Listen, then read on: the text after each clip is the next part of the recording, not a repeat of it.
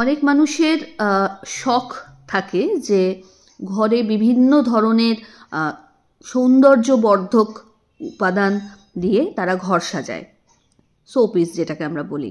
বা অনেকের দেখবেন বাচ্চাদের খেলনার মধ্যেও এমন অনেক কিছু আইটেম থাকে যেগুলো কিন্তু অজান্তেই আপনার বাড়িতে বাস্তু দোষ ক্রিয়েট করে।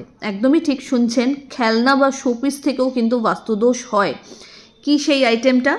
যদি আপনি দেখছেন যে আপনার বাড়িতে কোনো হাতির আইডল, স্ট্যাচু, পিকচার বা কোনো খেলনা, শোপিস যা কিছুই আছে এবং সেটা যদি হাতের সুরটা যদি ওপর দিকে ওঠানো থাকে, তো ডেফিনেটলি আপনাকে এটা বুঝতে হবে যে আপনি নেগেটিভ রাহুর আওতার মধ্যে রয়েছেন।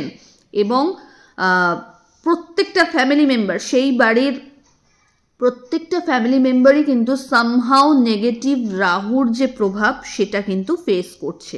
কি করণীয়? সবার আগে তো এই আইটেমটাকে বাস্তু থেকে একদম বার করে দিন। আমি কখনোই এটা বলতে পারি না যে এটা আপনি অন্য কাউকে গিফট করে দিন, কারণ সেইটা গিয়ে তো তার বাড়ি কেউ হ্যাম্পার করবে না। তো বেটার হবে আপনি এটাকে জলে দিয়ে দিন, বাইরে ফেলে দিন, কিন্তু বাড়ির বাস্তুর মধ্যে ভুলেও রাখবেন না।